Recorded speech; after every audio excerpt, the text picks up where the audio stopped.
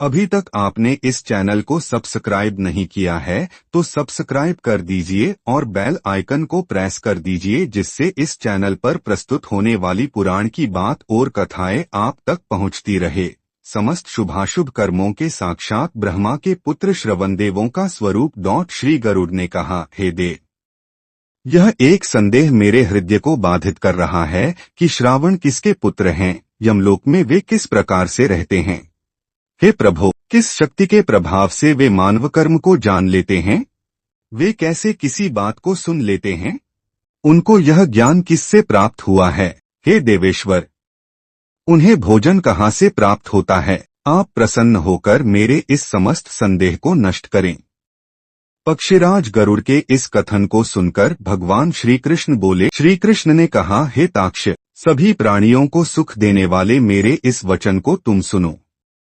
श्रवण से संबंधित उन समस्त बातों को तुम्हें मैं बताऊंगा। प्राचीन काल में जब समस्त स्थावर जंगमात्मक सृष्टि एकाकार हो गई थी और मैं समस्त सृष्टि को आत्मलीन करके क्षीरसागर में सो रहा था, उस समय मेरे नाभिकमल पर स्थित ब्रह्मा ने बहुत वर्षों तक तपस्या की। उन्होंने एकाकार उस सृष्टि को 4 प्रकार के प्राणियों में विभक्त किया। तदंतर ब्रह्मा से ही बनी सृष्टि के पालन का भार विष्णु ने स्वीकार किया।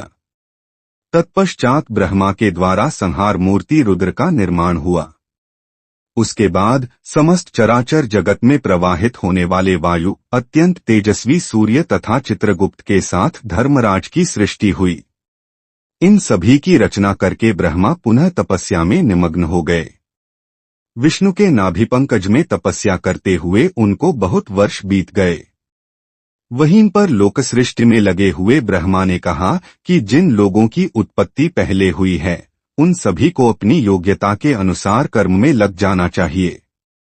आथ रुद्र, विष्णु तथा धर्म पृथ्वी के शासन कार्य में लग गए, किंतु उन लोगों ने कहा कि हम सभी लोगों को लोक व्यवहार का कुछ भी ज्ञान नहीं है।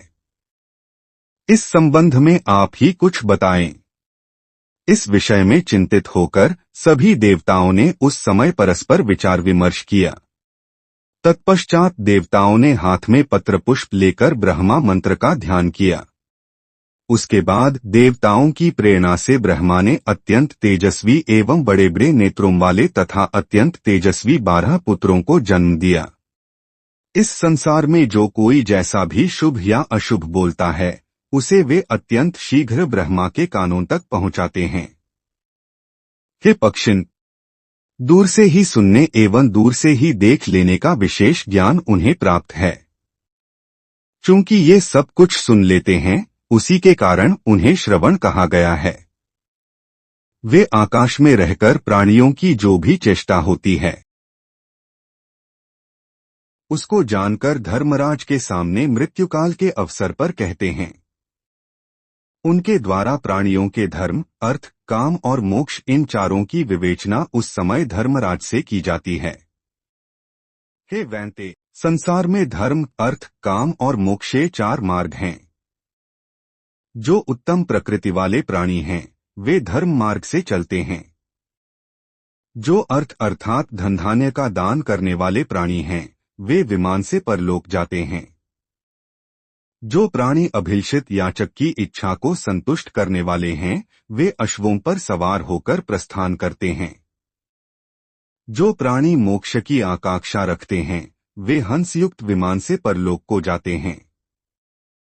इनके अतिरिक्त प्राणी जो धर्मादि पुरुषार्थ चतुष्टय से हीन है, वह पैदल ही कांटों तथा पत्थरों के बीच से कष्ट झेलता हुआ असिपत्र वन में जाता है।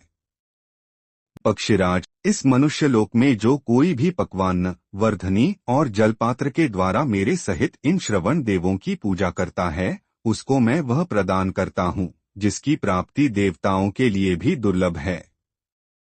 भक्तिपूर्वक शुभ एवं पवित्र 11 ब्राह्मण तथा 12वें सपत्नीक ब्राह्मण को भोजन कराकर मेरी प्रसन्नता के लिए पूजा करनी चाहिए।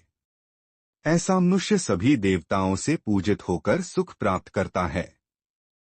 उनकी पूजा से मैं और चित्रगुप्त के सहित धर्मराज प्रसन्न होते हैं। उन्हीं की संतुष्टि से धर्मपरायण लोग मेरे विष्णुलोक को प्राप्त करते हैं।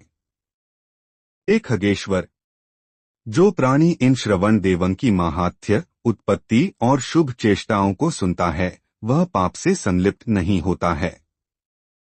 वह इस लोक में सुख भोग कर स्वर्ग में महत्वपूर्ण स्थान प्राप्त करता है।